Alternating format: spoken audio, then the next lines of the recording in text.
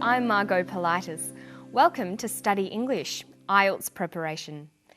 In this series, we look at the skills you'll need to write formal academic English. And you'll have the chance to listen to people talking about topics you'll find at colleges and universities. In today's episode, we're going to hear someone talking about a new type of crime, electronic crime.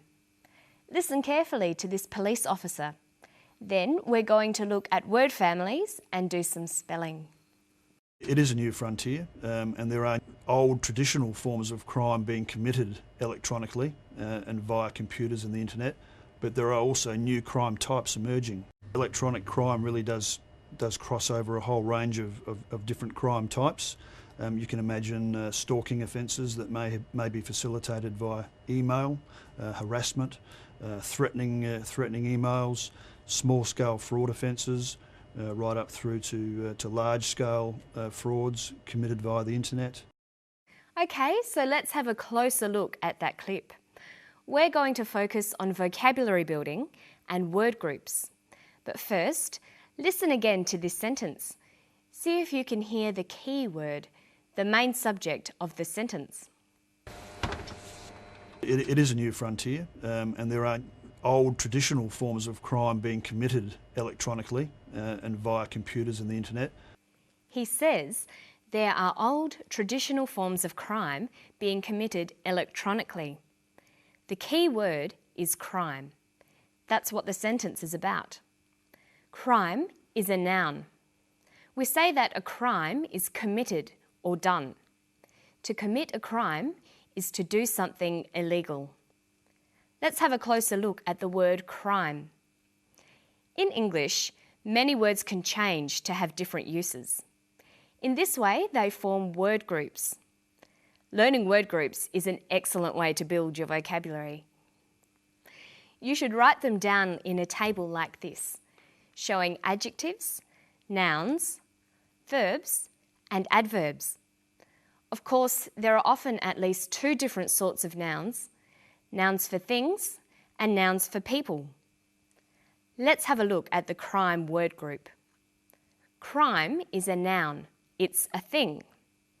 A criminal is a person who commits a crime. Criminal is also the adjective. We can describe something by using the word criminal before the noun. That was a criminal act. And we have the adverb criminally. To behave criminally is to behave in an illegal way. There's no verb from crime. We have to use the phrase to commit a crime. Okay, we'll come back to our table a bit later. Right now, listen to what sort of crimes are being committed these days and listen for an ly adverb. It is a new frontier, and there are old traditional forms of crime being committed electronically and via computers and the internet.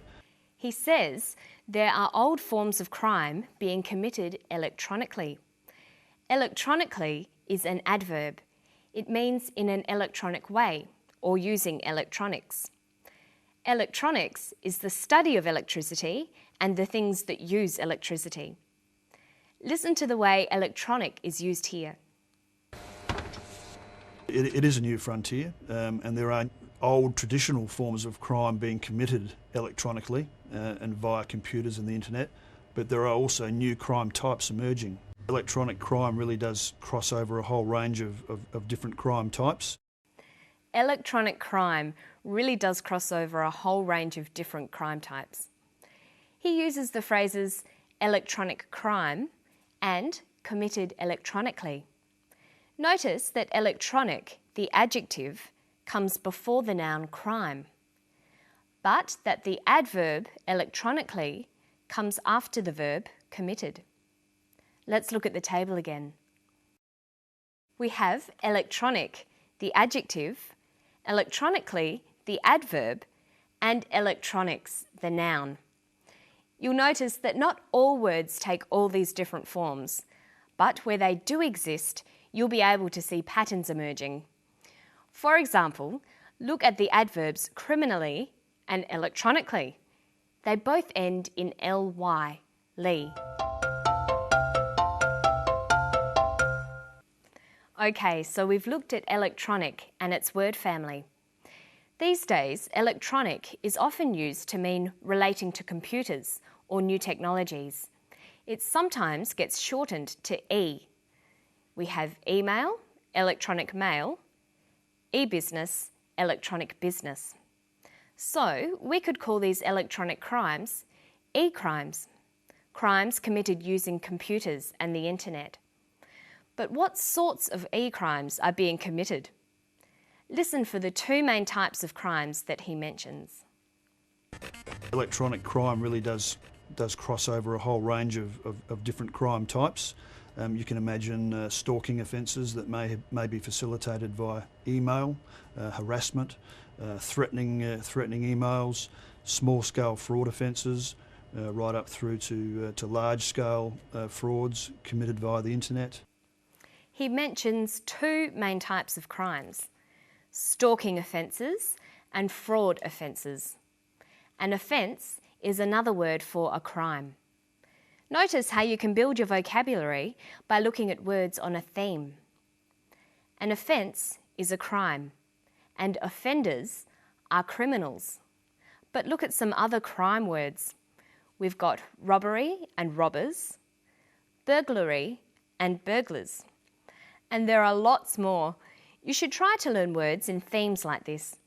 See how many words you can find for different types of crimes and criminals. Okay, now let's have a quick look at some spelling. Spelling is very important in formal writing, but English spelling is very difficult. There aren't too many rules and most of them can be broken. Notice that many words can have doubled letters, but you can't tell by just listening to the words. In today's story, we've seen the words committed, electronically, different, cross, harassment, and offences. They have all got doubled letters. There aren't really any rules for spelling these words. You have to learn them all one by one. When you come across new words, try writing them down a few times and spelling them out loud. Notice in Australia and England, we spell doubled letters out by saying the word double before them. Double F, double S.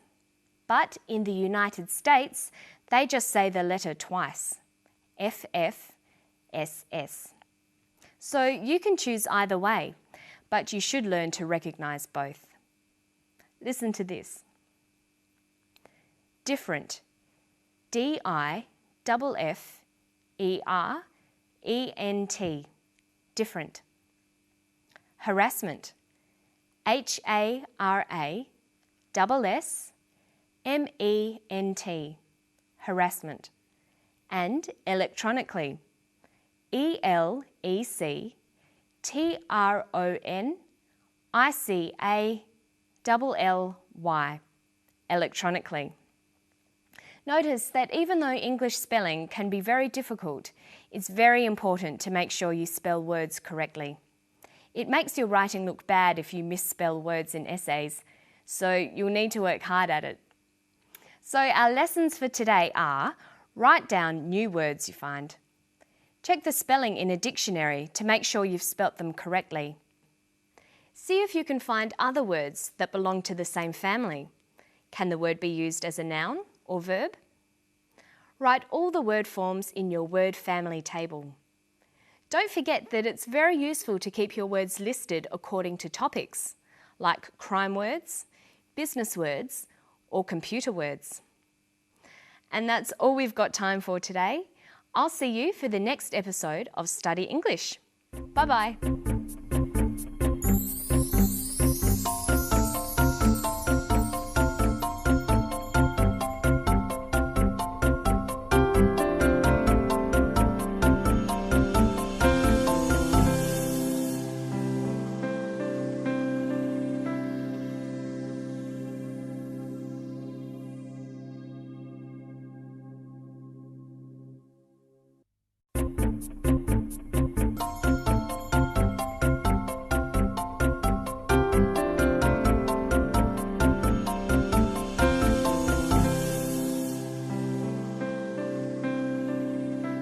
Hello, I'm Margot Politis.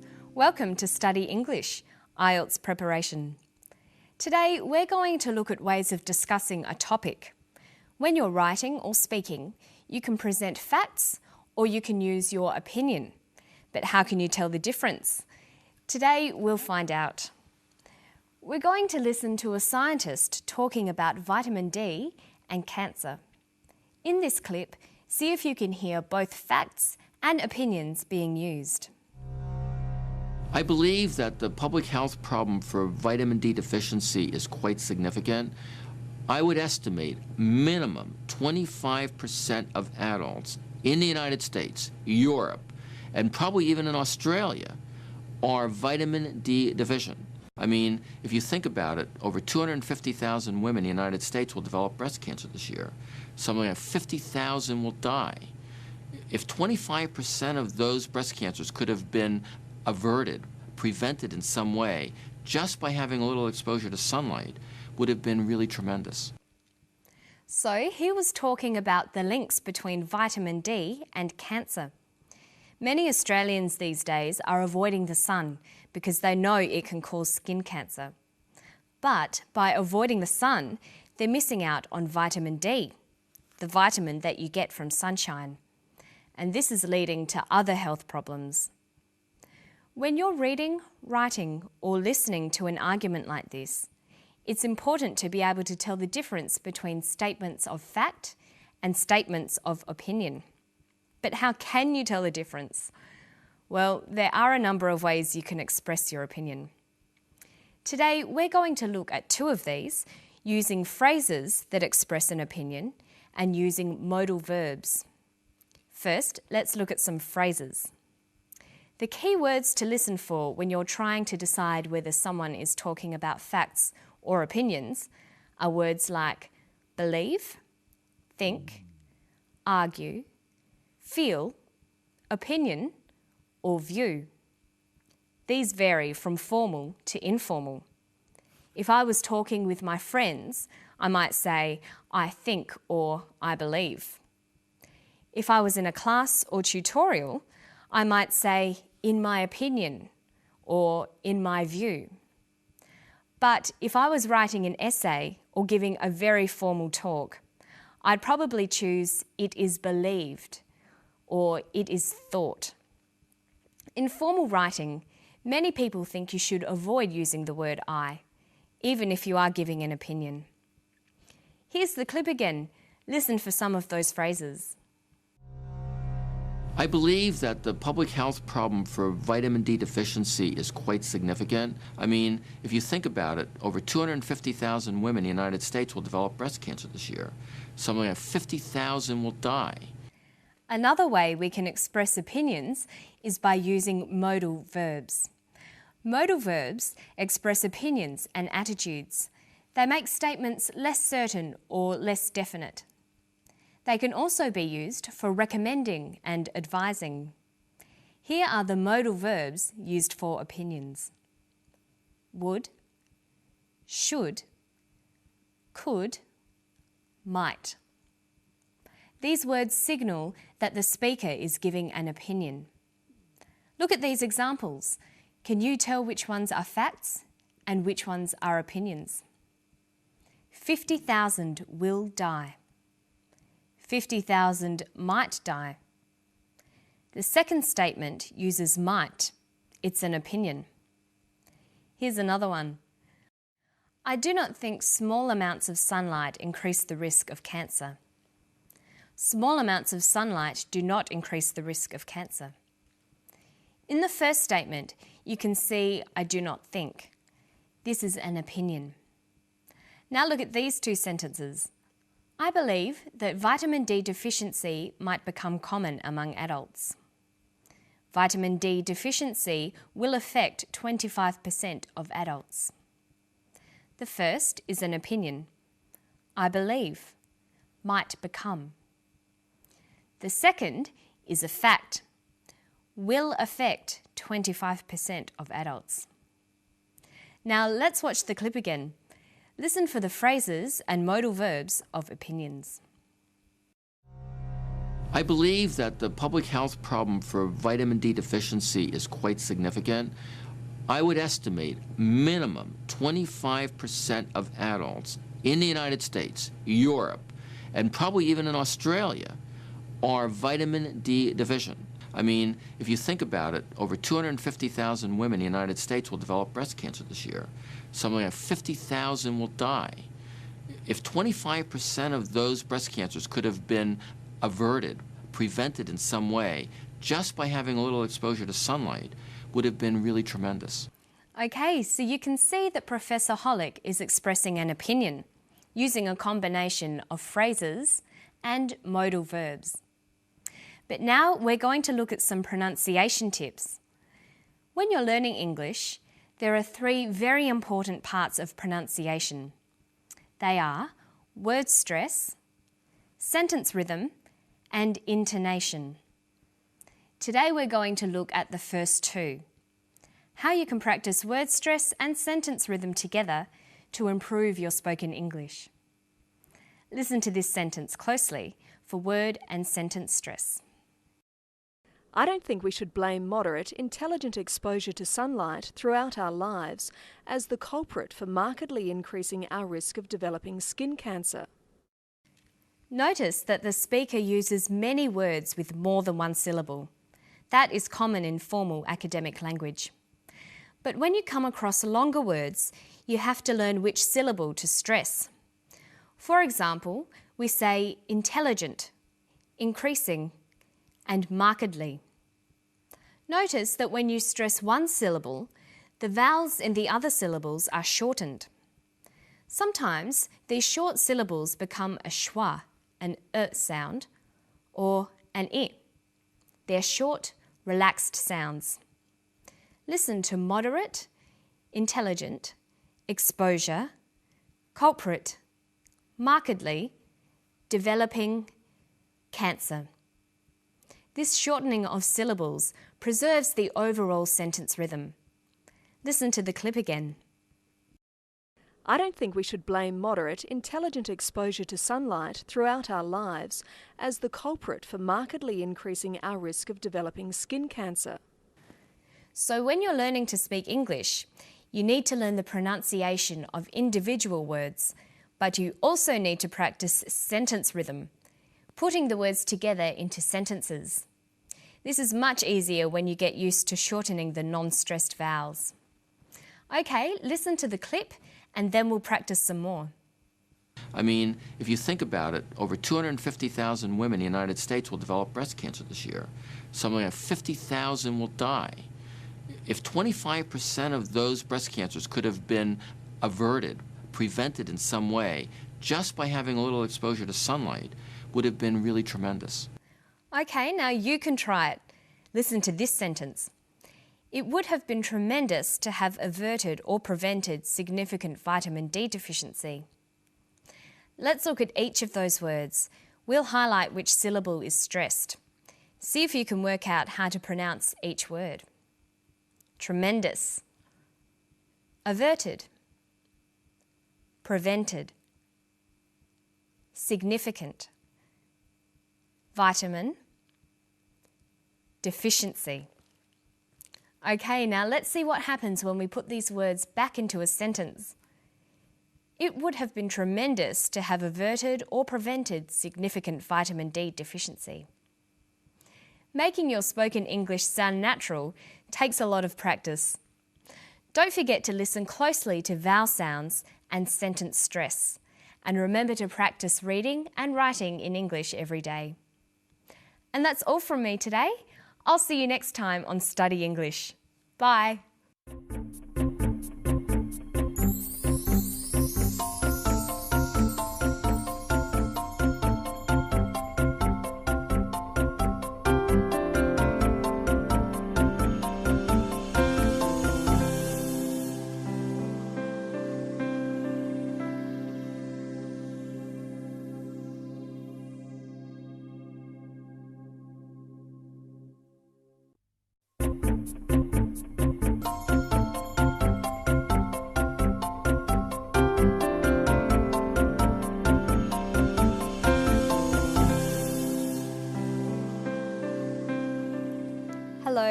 I'm Margot Politis.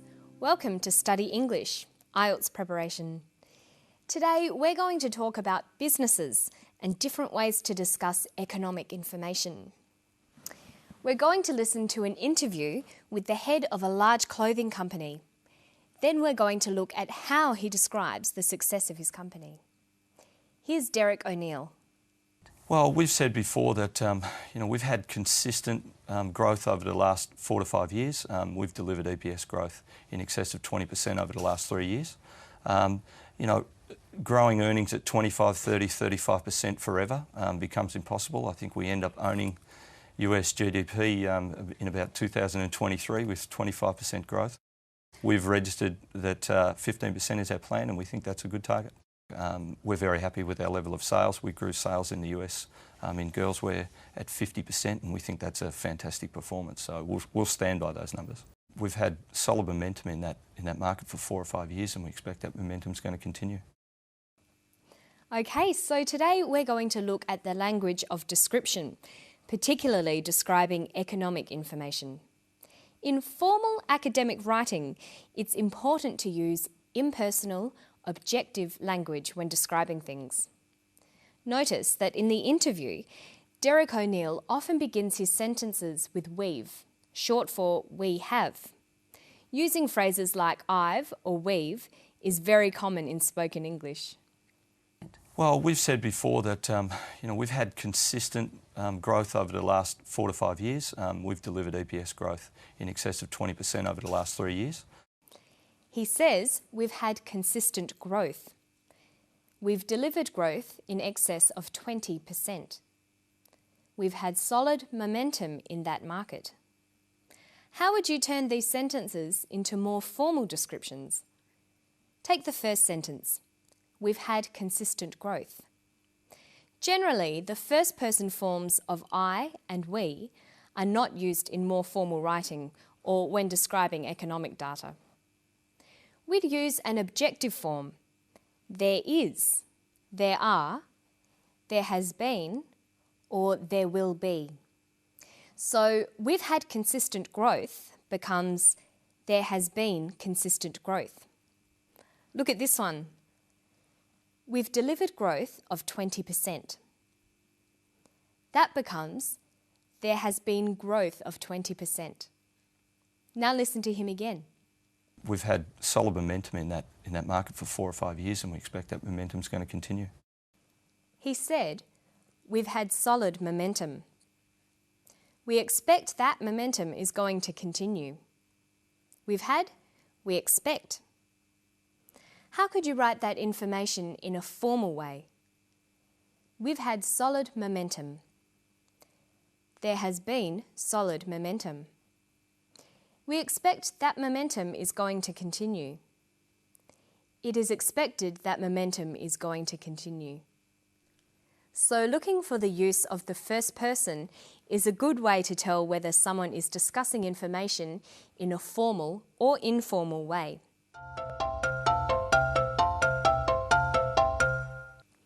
You should remember that in an academic context, you always need to include evidence to support your opinions or descriptions. You should try to always include data to explain and support what you're saying. Data is information, especially facts and figures, numbers, percentages, and dates. In formal language, you need to include data to support your arguments. Listen to the data Derek uses. We've delivered EPS growth in excess of 20% over the last 3 years. Growing earnings at 25, 30, 35% forever becomes impossible. I think we end up owning US GDP in about 2023 with 25% growth. We've registered that 15% is our plan, and we think that's a good target. He mentions a variety of facts and numbers, but he also describes how the data has changed. That is, the degree or type of change. To describe data, there is a variety of word choices. You can use both adjectives and adverbs, words that describe. Of course, adjectives describe things and adverbs describe actions. so you'll need both nouns and verbs for your descriptions. For example, you might use nouns like the rise, the increase, or the growth. Listen to Derek again. Well, we've said before that we've had consistent growth over the last 4 to 5 years. They've had consistent growth. He uses an adjective, consistent, with a noun, growth. Let's look at a table. To describe numbers going up, we can use nouns like the rise, the increase, or the growth. And to describe numbers going down, we can use the drop or the decrease. Then we've got adjectives to describe those nouns, like rapid, slow, slight, dramatic, sudden, or consistent. And we can put these together. A sudden rise, a slight decrease, a sudden drop, a consistent growth. But there's another way of describing these changes. We can use verbs and adverbs. Many nouns like the rise, the increase, the growth can be used as verbs. To rise, to increase, to grow, to drop, to decrease. And many adjectives can become adverbs. Rapidly, slowly, slightly, dramatically, suddenly, consistently. By using these new words, we can describe data by using verbs and adverbs. We can say to rise suddenly, to decrease slightly, to drop suddenly, to grow consistently. So look how these phrases change. A sudden rise becomes to rise suddenly. A slight decrease, to decrease slightly.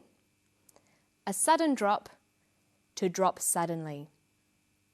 And look at how sentences can be changed to fit these different phrases. It has grown consistently. There has been consistent growth. It's important to always use a variety in your written work. Sometimes use verbs and adverbs to describe data, and sometimes use adjectives and nouns. It will make your English sound much better. Okay, listen to the clip again, and then we'll try to put together all the things we've looked at today. Listen for personal descriptions, simple verbs, and descriptions of data. Well, we've said before that we've had consistent growth over the last 4 to 5 years. We've delivered EPS growth in excess of 20% over the last 3 years. We've registered that 15% is our plan, and we think that's a good target. We're very happy with our level of sales. We grew sales in the US in girls wear at 50%, and we think that's a fantastic performance. He finishes by commenting on the data and its significance for the company. Okay, let's go back over the steps we've looked at today. When you're making an argument, it's important to support your case. You must include data or facts. Make sure you discuss this data. Use objective, impersonal language. Describe changes to data by using a variety of noun, adjective, and verb, adverb combinations. And finally, comment on the data using formal, objective language. And that's all for Study English today. Don't forget to keep reading, writing, speaking and listening to English as much as you can. And why not try to rewrite some conversational English into more formal academic styles? I'll see you next time for more IELTS preparation. Bye.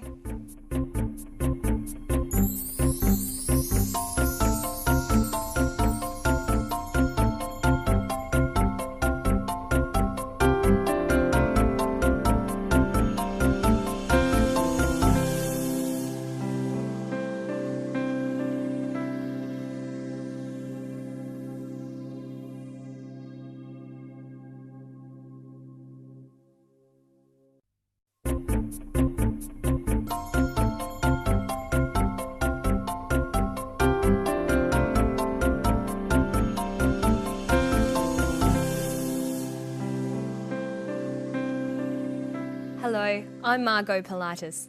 Welcome to Study English, IELTS preparation. Today we're going to be making comparisons and looking at some tricky prepositions of time. But first, let's listen to an academic talking about the Australian economy and the Australian dollar. See if you can hear him use some comparative adjectives.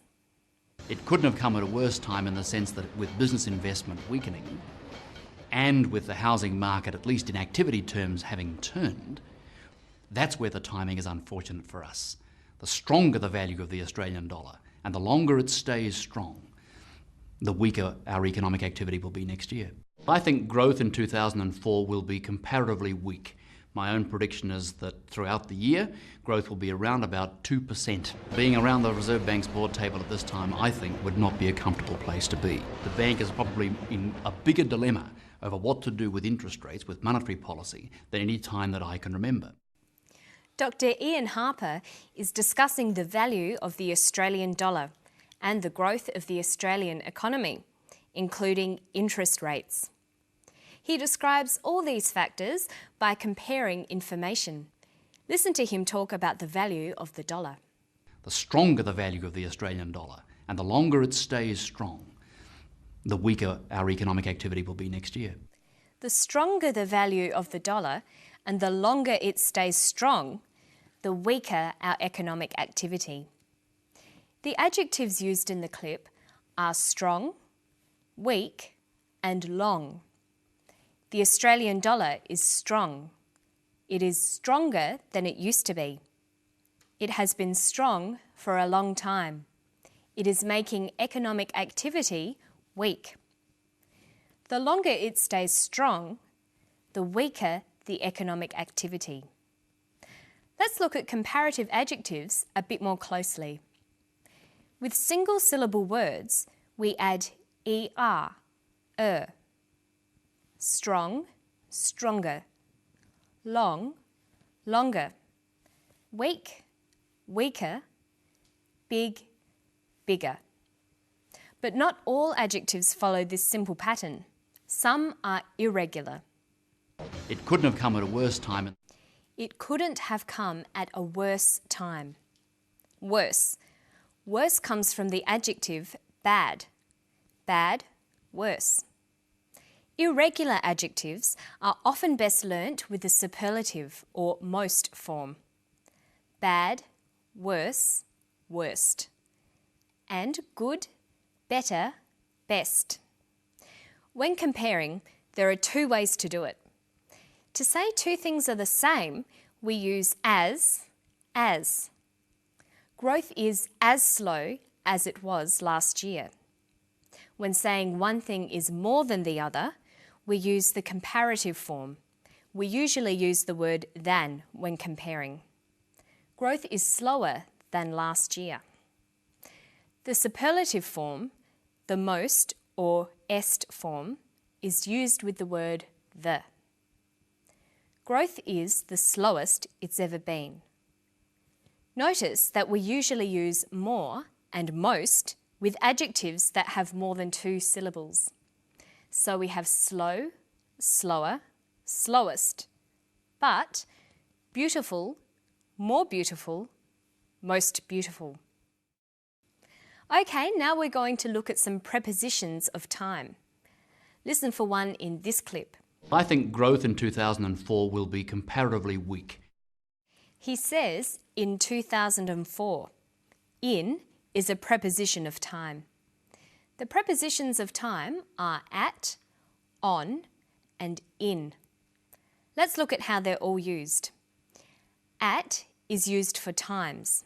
For example, the lecture is at 7 o'clock. On is used for days and dates. The lecture is on Thursday. The lecture is on the 27th of October. In is for periods of time and for months, years and seasons. The lecture is in the morning, in June, in 2004, in winter. So we'd say the lecture is at 7 o'clock in the morning, on Thursday, on the 27th of October in 2004. Notice that we say in the morning, in the afternoon, in the evening, but we say at night. Now let's test you on these prepositions. I saw her Tuesday, 3 o'clock, the afternoon. We've got the choice of in, at, or on. I saw her on Tuesday at 3 o'clock in the afternoon. Here's another one. They went shopping night. Friday last week. Shops are open late. Summer. They went shopping at night on Friday last week. Shops are open late in summer. Okay, now let's listen to the whole clip again. See if you can hear how much he thinks the Australian economy will grow. It couldn't have come at a worse time in the sense that with business investment weakening and with the housing market, at least in activity terms, having turned, that's where the timing is unfortunate for us. The stronger the value of the Australian dollar and the longer it stays strong, the weaker our economic activity will be next year. I think growth in 2004 will be comparatively weak. My own prediction is that throughout the year, growth will be around about 2%. Being around the Reserve Bank's board table at this time, I think, would not be a comfortable place to be. The bank is probably in a bigger dilemma over what to do with interest rates, with monetary policy, than any time that I can remember. His prediction is for growth to be about 2%. We write 2% like this. Percent comes from the Latin phrase per centum, by the 100 or in every 100. It's used to express proportions out of 100, including rates of interest. Percent is always used with a number. So we say 20% of students attended the lecture. That means 20 out of every 100 students attended. Or she got 90% in the test means she got 90 out of every 100 questions right. Or growth will be around 2%. We also have the word percentage. Percentage is a noun. It means the portion or amount of something. So we say, what was the percentage of students who attended the lecture? 20% of students attended the lecture. She got 90% in her test. That is a high percentage. Okay, now let's test you using percent or percentage. The of high school students that go to university is about 20. The percentage of high school students that go to university is about 20%. The bank has raised the interest rate by 2%. The bank has raised the interest rate by 2%. The of married women in the workforce rose from 50 to 60. The percentage of married women in the workforce rose from 50 to 60%. If his answers are all correct, he'll get 100 on the test. If his answers are all correct, he'll get 100% on the test. So you should note that the signal for using percent is that there's always a number first. And of course, you can always use the percent sign instead of writing out the words. And that's all we've got time for today. I'll see you next time on Study English. Bye-bye.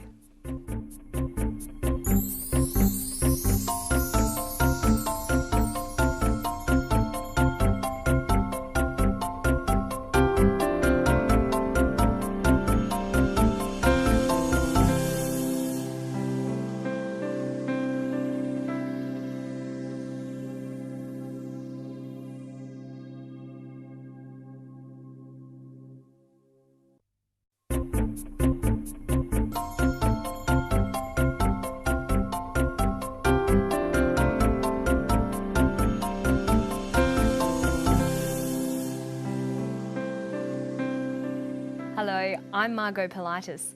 Welcome to Study English, IELTS preparation. Today we're going to look at a topic you've probably heard a lot about, global warming and the environment. First, we're going to look at ways of brainstorming, taking notes and developing ideas. Watch while we play some vision that contains ideas about the causes and effects of global warming. While you watch, try to note down some of your ideas about what global warming is.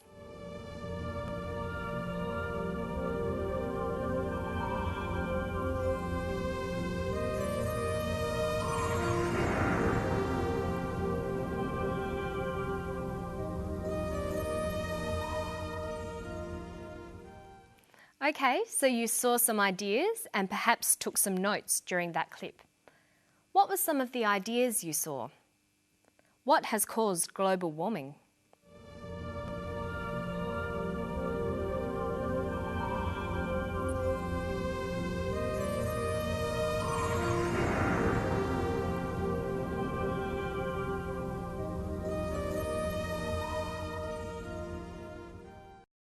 We saw gases in the air, cars, factory waste, and people cutting trees down.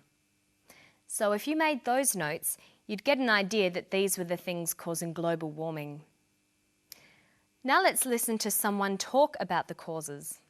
Heat-trapping gases are building up in the atmosphere. Heat-trapping gases are building up in the atmosphere.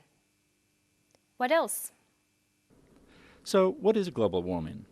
It's the result of billions of decisions. It's caused by decisions made by individuals, like driving big cars rather than small cars. And it's caused by decisions made by corporations and nations, like dumping waste into the atmosphere. Global warming is caused by people using big cars and people dumping waste into the atmosphere. Okay, so you've looked at the vision and listened to the speaker, and you've made notes about some of the causes of global warming. Now, let's look for some of the effects.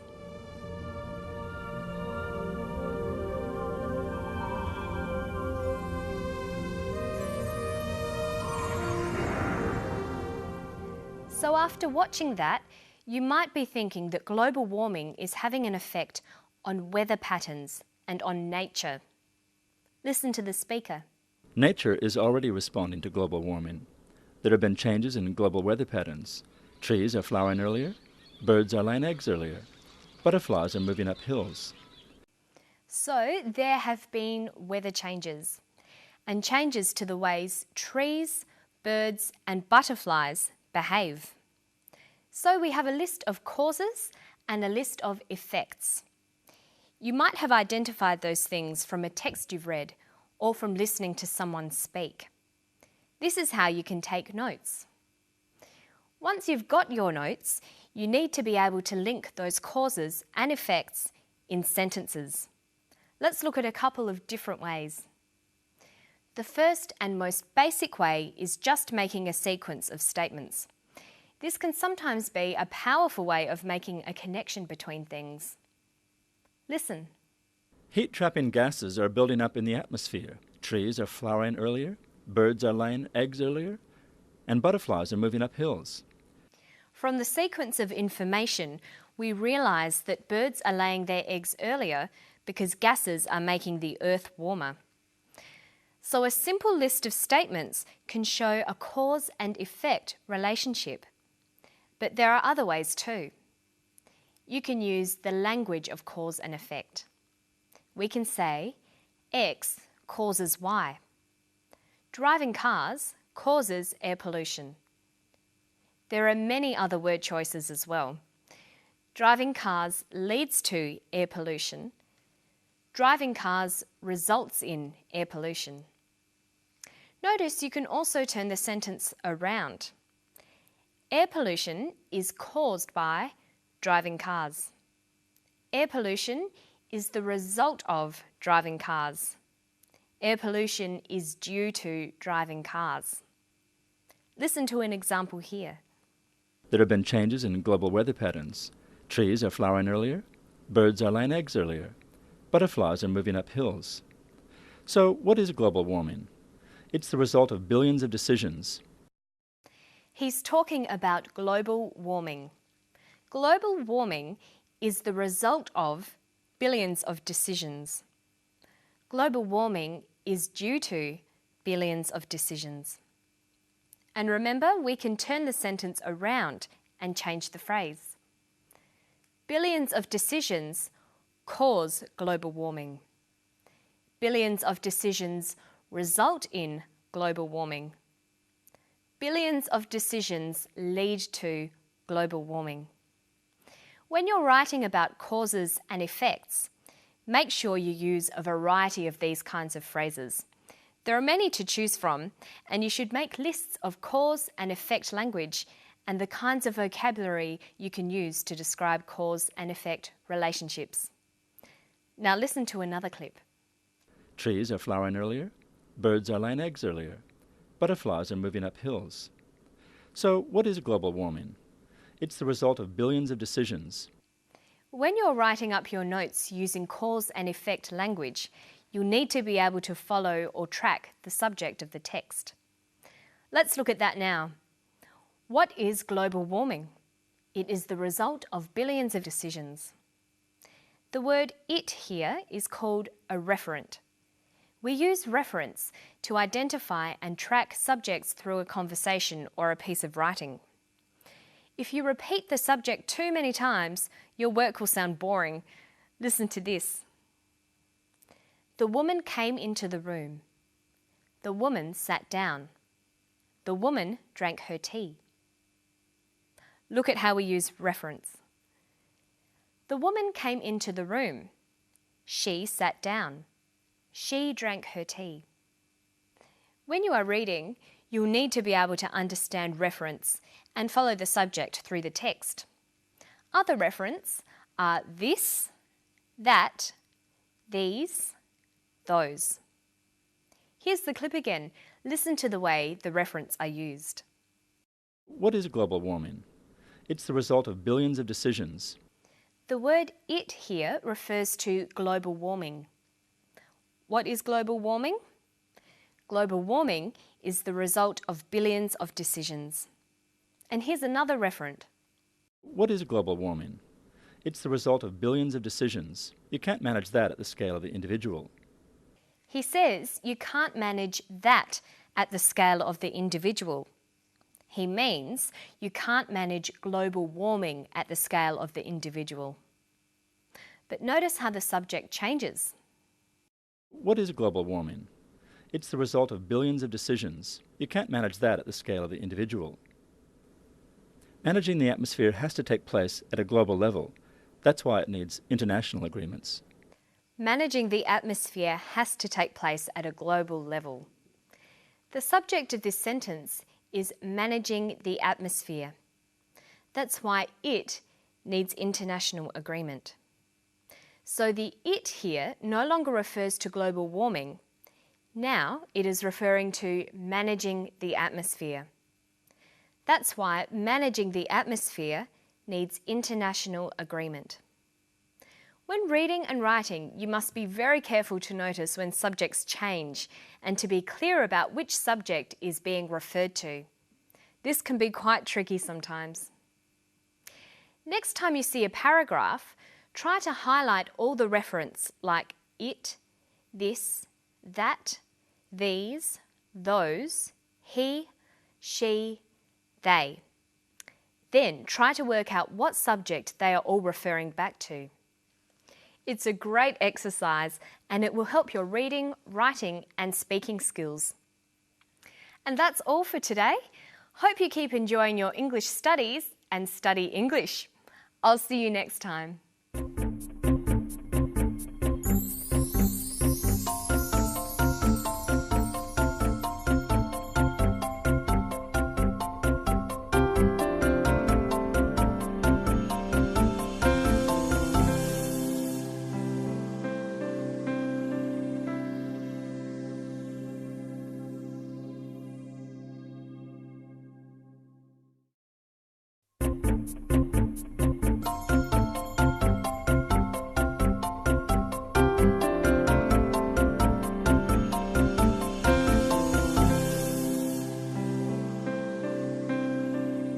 Hello, I'm Margot Politis.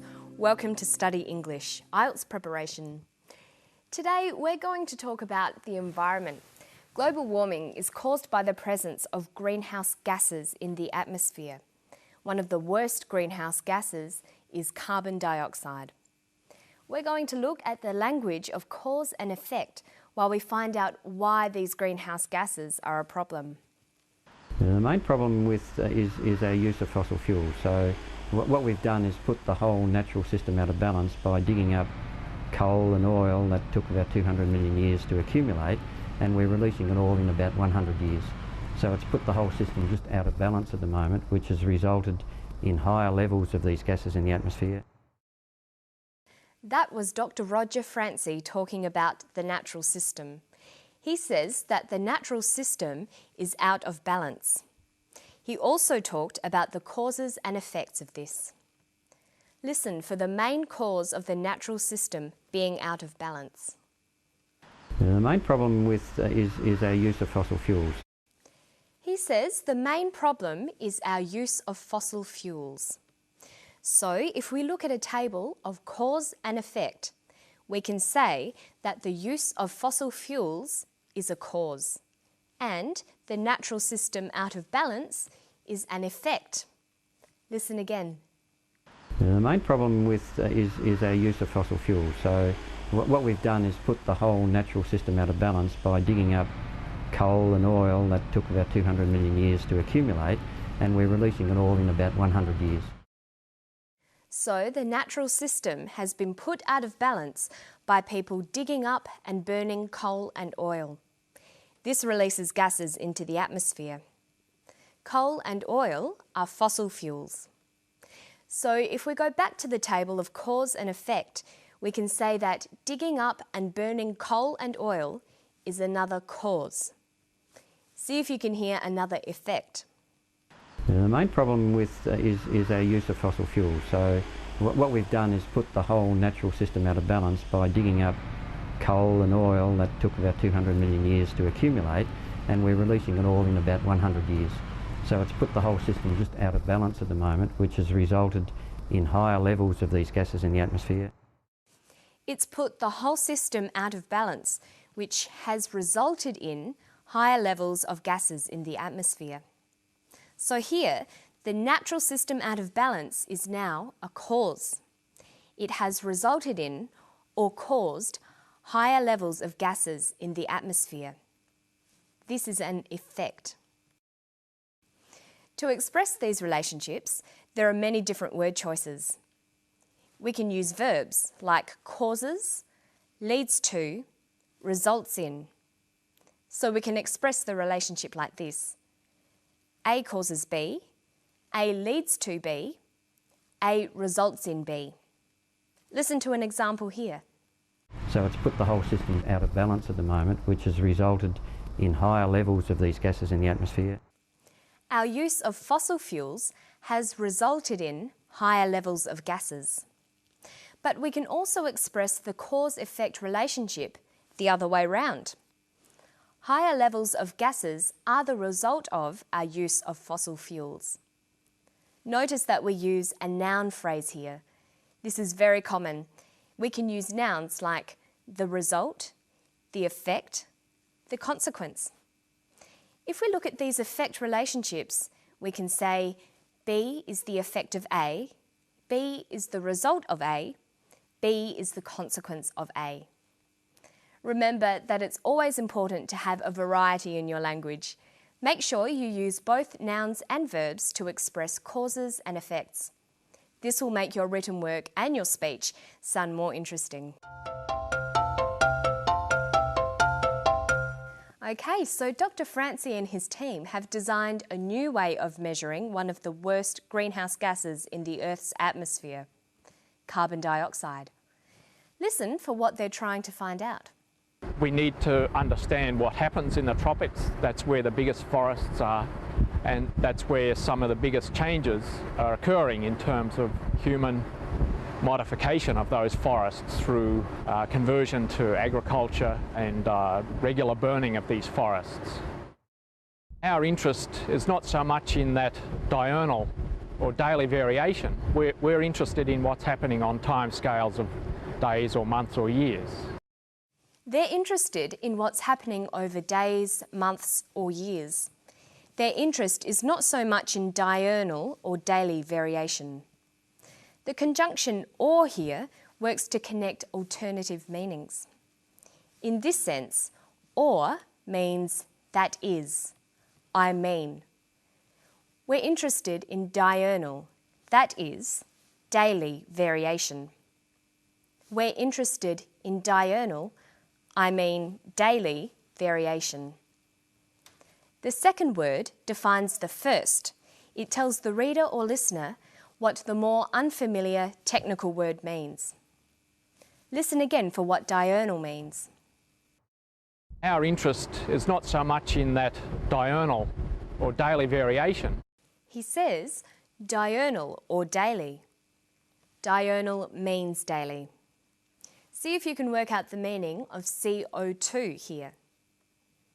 One of the main causes of global warming is CO2, or carbon dioxide. CO2 or carbon dioxide. CO2 is carbon dioxide. When you're looking at environmental issues like global warming and greenhouse gases, it's often necessary to be familiar with these kinds of chemical terms. You should try to learn the more common ones, like CO2. You might want to keep a copy of the periodic table in your notebook. That's the list of all the chemical elements and their abbreviations. Here are some of them. Hydrogen is H, but helium is HE. Notice that with abbreviations of elements, the first letter is always a capital and the others are always small. See if you can guess these ones. Oxygen, that's O, and carbon is C. But they're not always that easy. Lead is PB, and sodium is Na. Okay, now let's listen to Dr. Francie talk about the new CO2 measuring device. Then we'll look at the names of countries and nationalities. There's been interest from Korea, Japan, France and Malaysia, where the analyzer could be installed on a 100-metre tower on the island of Borneo. He says there's been interest in their device from Korea, Japan, France and Malaysia. It's important to learn and recognise the English names of the major countries of the world, their nationalities and how to spell and pronounce these. It's a good vocabulary exercise to make lists of these families of words. To help you remember them, try grouping countries according to how the nationalities are formed. Notice that they're all spelt with capital letters. We have the AN group, Australia, Australian, Korea, Korean, Malaysia, Malaysian, Fiji, Fijian. We have the ESE group, Japan, Japanese, China, Chinese, Vietnam, Vietnamese. Then there's the I group, pronounced I, Bangladesh, Bangladeshi, Kuwait, Kuwaiti. And some nationalities are formed in an irregular way. France, French, New Zealand, New Zealander, Philippines, Filipino. And watch the change in spelling with that one. Why don't you start your own list of English names for countries and their people? Some countries also take separate adjectives that you can learn along with them. And that's all for Study English today. I'll see you next time. Bye-bye.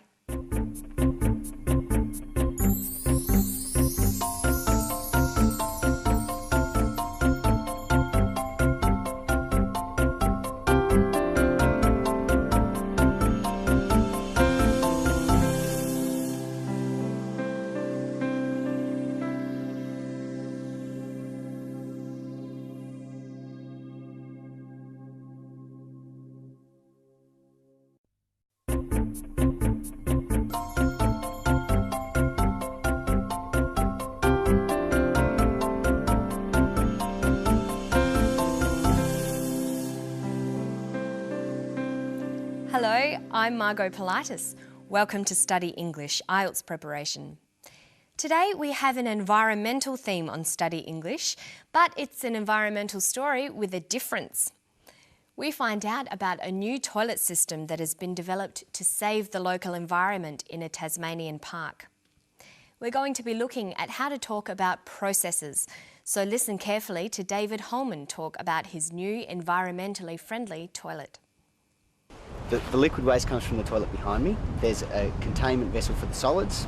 From the bottom of the solids you drain off the liquid and it comes down here, down this pipe. Okay, the pipe tips into this tipping bucket arrangement, and what this does is it fills up to a point and then it suddenly tips, and that will measure each time it tips, so we can calculate the amount of liquid effluent that's gone in. As that fills up, you can see the cowling material here will come in contact with the effluent. The air is drawn in through these holes and will actually direct the air in onto the surface of the water, through the wick and out through the top. Okay, so David was talking about how his toilet, the EnviroLoo, works. He was describing a process. Today we're going to look at the type of language you'll need to describe processes. We'll listen to David again. This time, listen out for the types of verbs he uses. The liquid waste comes from the toilet behind me. There's a containment vessel for the solids. From the bottom of the solids you drain off the liquid and it comes down here, down this pipe. Okay, the pipe tips into this tipping bucket arrangement, and what this does is it fills up to a point and then it suddenly tips, and that will measure each time it tips, so we can calculate the amount of liquid effluent that's gone in. David uses a variety of verbs and tenses, but mostly he uses the simple present tense. The simple present is often used to describe processes and procedures. Let's look at some examples. The liquid waste comes from the toilet behind me. Okay, the pipe tips into this tipping bucket arrangement, and what this does is it fills up to a point and then it suddenly tips. There's also another, more formal way of describing processes. That's using the passive voice. In formal academic writing, it's common to use the passive voice for actions in a process or procedure. When you use the passive voice, your writing becomes impersonal and distant. This is more formal and is often more suitable in an academic setting. Listen for a passive verb here. As that fills up, you can see the cowling material here will come in contact with the effluent. The air is drawn in through these holes. He says, is drawn in. The air is drawn in.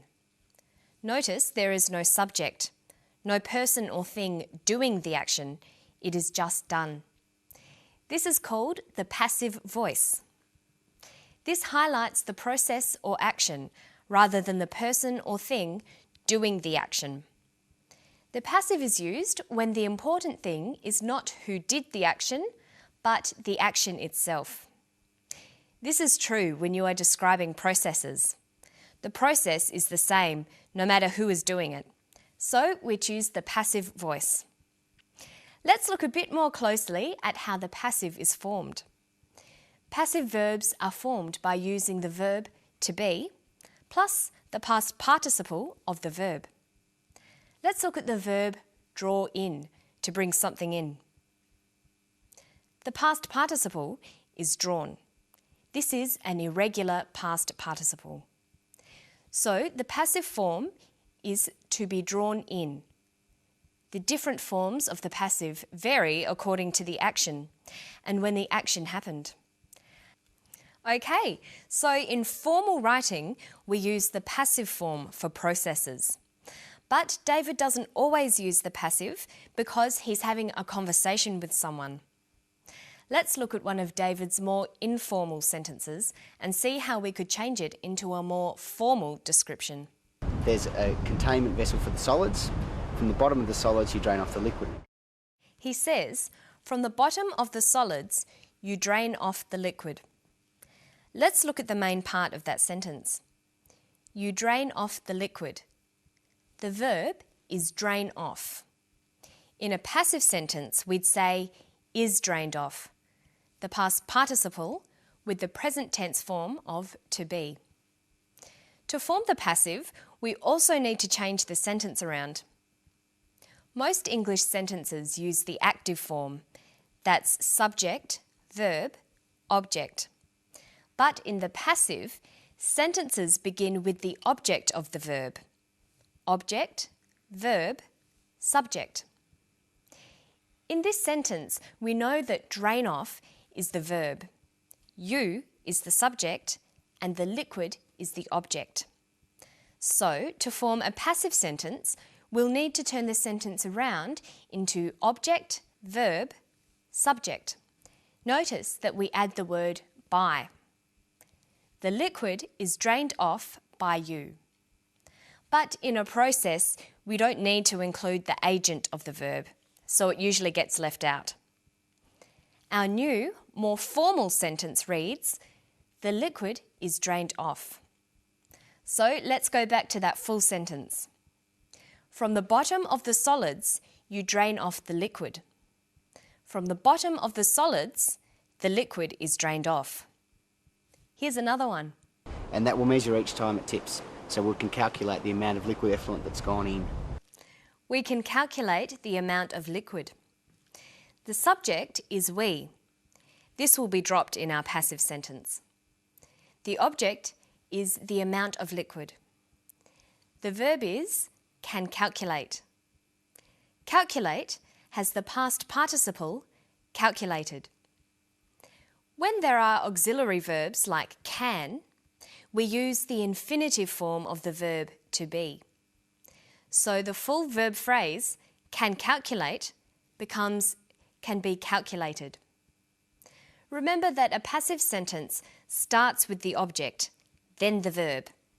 So we can calculate the amount of liquid becomes the amount of liquid can be calculated. Okay, let's finish today by testing you on the passive. Listen to the steps in a simple process. This is how you make a cup of coffee. It's in a conversational style. You fill the kettle with water. You turn on the kettle. You boil the kettle. You pour the hot water into a mug. You add some sugar. Then you can drink it. Okay, let's start at the beginning. You fill the kettle with water. What's the verb? Fill. The subject? You. The object? The kettle. The passive verb is filled. The new sentence is, the kettle is filled with water. See if you can do the next one. You turn on the kettle. The verb is turn on. The subject is you. The object is the kettle. The kettle is turned on. You boil the water. The water is boiled. You pour the hot water into a mug. The hot water is poured into a mug. You add some sugar. Some sugar is added. Then you can drink it. Then it can be drunk. But we'd usually say, then it's ready to be drunk. So let's go through that again. The kettle is filled with water. The kettle is turned on. The water is boiled. The hot water is poured into a mug. Some sugar is added. Then it's ready to be drunk. And I think I'll go and make a cup of coffee right now. Don't forget to practice these active and passive sentences. And I'll see you next time for Study English. Bye.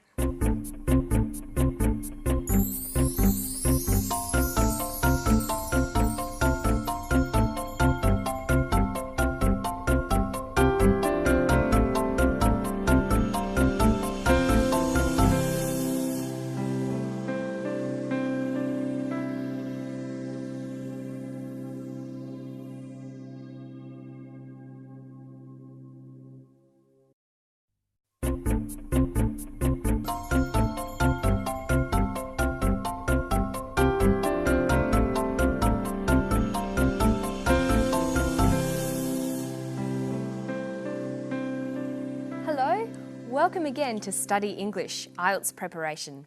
I'm Margot Pilatus. Today we'll look at some words that cause a lot of confusion, the relative pronouns, that, which and who. And then we'll do some pronunciation practice. But first, let's listen to some people talk about a very dangerous tourist attraction from Australia's Northern Territory. People have always been fascinated with death. Most of the mysteries that you see on television, the films that you see, involve murder of one kind or another. Crocodiles are one of the last remaining dinosaurs, and the idea of a crocodile coming out of the water and grabbing somebody is absolutely riveting. I read about the death of the German tourist who was taken by a crocodile. It didn't put me off coming to the Northern Territory. Quite the opposite. In fact, I think the Northern Territory is famous for its crocodiles and probably quite famous for its crocodile attacks. And that tourists who come here would like to be or feel as though they were involved in that danger. Tourists want to have a story to take home. And if they can say that they were in the Northern Territory where the German tourist was taken by the croc, then it adds to their own adventure. So he thinks people may actually be attracted to the Northern Territory because of the dangerous crocodiles. But now we're going to leave the crocodiles and talk about something else that can be dangerous. The relative pronouns who, which and that. Listen for some relative pronouns here.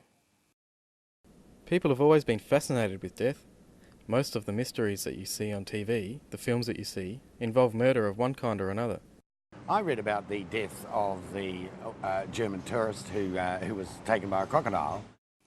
Most of the mysteries that you see on TV involve murders. I read about the death of the tourist who was taken by a crocodile. Relative pronouns are used to introduce relative clauses. They give more information about a subject. The subject here is mysteries. The that clause gives us more information about the subject. The mysteries that you see on TV. The tourist is the subject. The who clause gives more information. The tourist who was taken by a crocodile. But how do you choose between who, which or that? Well, the relative pronoun who is only used with people. Which is only used with things. That is usually only used with things as well. Sometimes, in informal language, it can refer to people. But when you're learning English, it's probably best to avoid using that for people. The most difficult thing with these relative pronouns is working out the difference between which and that. As a general rule, we use which when the clause does not affect the meaning of the sentence. A which clause just gives us extra information. It can be left out of a sentence and the sentence still has the same meaning. When which is used in this type of clause, we put commas around it. The hat, comma, which is on the bed, comma, is new. Here, the clause which is on the bed just gives us additional information. We can take it out and the sentence still makes sense.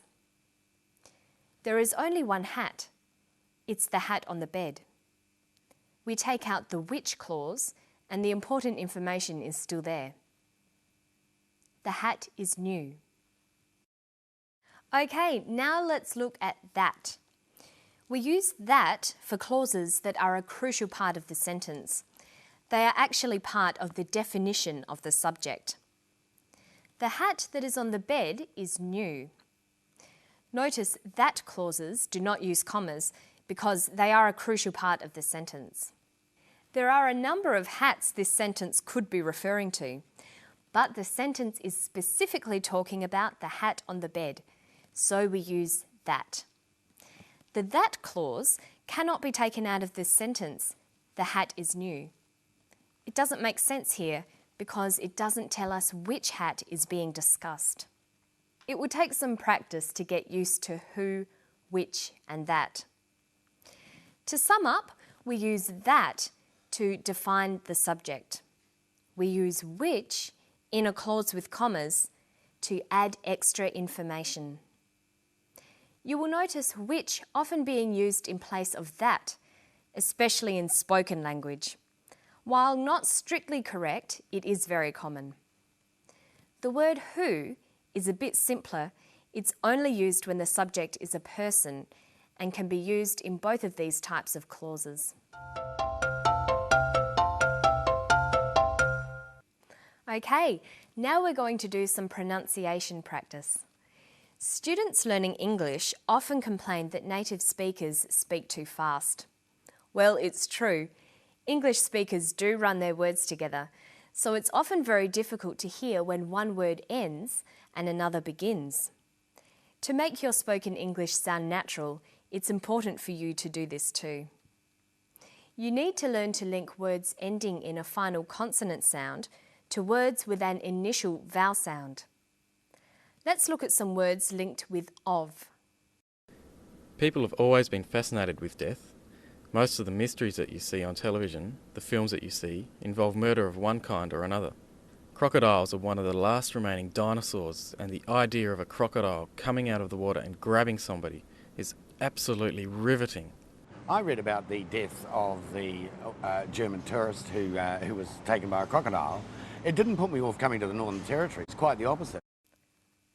He uses the phrases most of, one of, out of, death of. But in sentences, these phrases will usually become linked together. Most of, most of. One of, one of. Out of, out of. Death of, death of. Notice that of in these phrases is unstressed. Practice these ones. Many of, many of. Most of, most of. One of, one of. Several of, several of. Listen to the differences when I read these sentences in a natural, conversational way. One of my best friends lives here. One of my best friends lives here. Many of the trees have died. Many of the trees have died. I enjoy most of her songs. I enjoy most of her songs. People have always been fascinated with death. Crocodiles are one of the last remaining dinosaurs, and the idea of a crocodile coming out of the water and grabbing somebody is absolutely riveting. He says people have always been fascinated with death. People have always. Notice how in conversation we link the final consonant sound v with the initial vowel sound or. Have always. Crocodiles are. Crocodiles are. Is absolutely. Is absolutely. Okay, now let's try these sentences. She is always studying hard. She is always studying hard. They aren't scared by crocodiles. They aren't scared by crocodiles. So make sure you practice words in phrases and sentences. That way you'll get used to linking your words and your spoken English will sound more natural. And don't forget to listen to native speakers as much as you can and try to copy them, even if they do speak fast. And that's all for today. I'll see you next time on Study English. Bye-bye.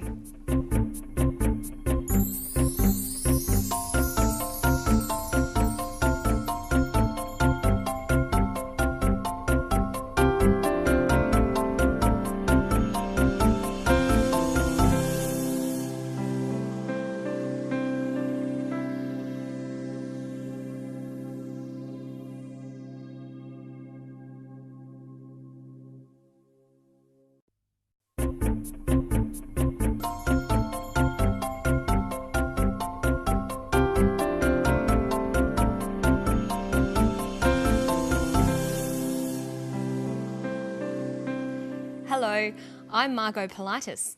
Welcome to Study English IELTS preparation. Today we're going to talk about acronyms, abbreviations and names, and then we'll do a bit of vocabulary building as well. The boy in today's episode is about to have a test to see whether he has attention deficit hyperactivity disorder, or ADHD. While you're watching, listen for some other abbreviations. How do you know if your child does have ADHD? An EEG brain scan helps answer that, say the Swinburne researchers. Jacques Duff is a psychologist and one of Richard's PhD students. A computer program will compare Xavier's brain scan with a database of scans of ADHD sufferers. If he does have the condition, the ADHD diagnosis will be automatically triggered. Xavier was having a test to see if he has ADHD. ADHD is an abbreviation. An abbreviation is the short form of a phrase or a word. We often abbreviate phrases using the first letter of each word. Notice that you use capital letters for these types of abbreviations. ADHD stands for Attention Deficit Hyperactivity Disorder. ADHD is much quicker and easier to say and to write. You might recognise some of these common abbreviations. UFO stands for Unidentified Flying Object. ASAP means as soon as possible. Other common abbreviations are PC for personal computer, TV for television, and CD-ROM. That's a compact disc with a read-only memory. Notice that each letter in the abbreviation is pronounced separately, but the last letter is pronounced more strongly because it carries the primary stress. So we say USA, ASAP, ABC, and TV. Listen for another abbreviation here. Jacques Duff is a psychologist and one of Richard's PhD students. Jacques Duff is one of Richard's PhD students. PhD stands for Doctor of Philosophy. Another abbreviation you'll recognise is IELTS. IELTS stands for International English Language Testing System. This form of abbreviation is called an acronym. With an acronym, we don't pronounce the individual letters, we pronounce it as a word. So we say IELTS, not IELTS. Some other examples of acronyms are AIDS, that's Acquired Immune Deficiency Syndrome, and RAM, Random Access Memory. Another example is ASEAN. That stands for the Association of Southeast Asian Nations. There's one more common shortening in today's story. Listen for whether it's an abbreviation or an acronym. An EEG brain scan helps answer that, say the Swinburne researchers. He says an EEG. That's an abbreviation. We don't pronounce it EEG, we say EEG. EEG stands for electroencephalograph. That's a type of brain scan, but you can see why we shorten it to EEG. Notice that in formal academic writing, it's necessary to write out an abbreviation in full the first time you use it. So, if you wanted to write about an EEG, you'd write it out in full the first time and place the abbreviation in brackets, like this. An electroencephalograph, bracket, EEG, bracket, can help treat patients. After that in your paper, you can just use the abbreviation on its own.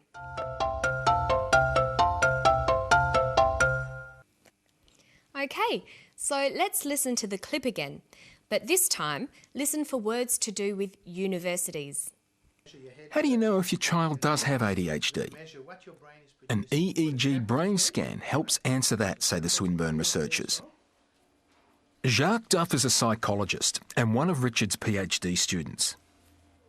A computer program will compare Xavier's brain scan with a database of scans of ADHD sufferers.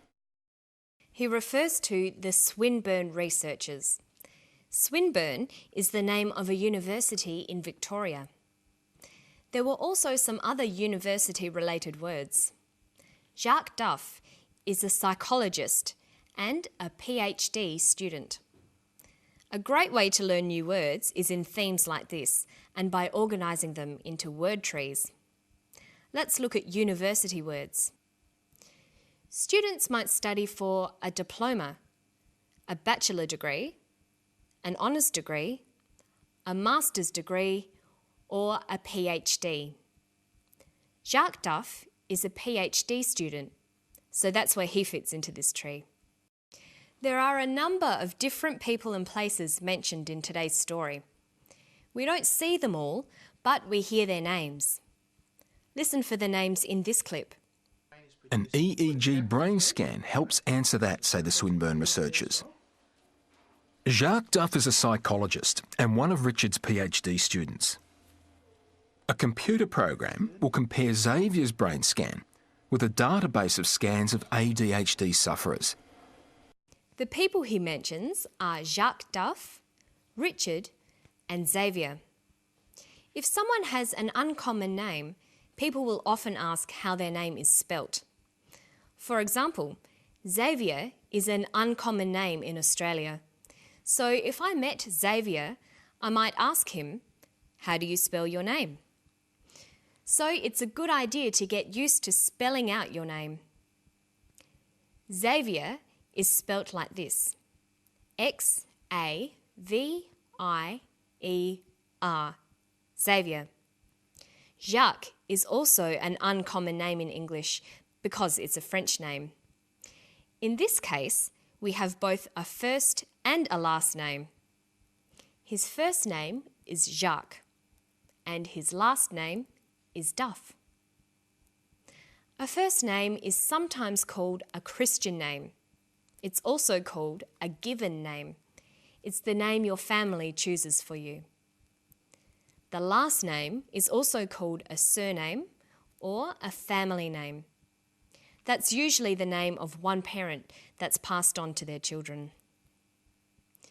Jacques' first name is spelt J-A-C-Q-U-E-S, and his surname is Duff. Notice that if you ask someone in Australia to spell out the name Duff, they would say D-U-F-F. But in North America, people would spell it like this, D-U-F-F. They don't use the word double. They say the letter twice instead. So if we asked Jacques Duff to spell out his surname, he would say D-U-F-F. Or he might say D-U-F-F. You'll need to be familiar with both ways of spelling out double letters. You should also make sure you know exactly how to spell out your own name in English. That's all for today.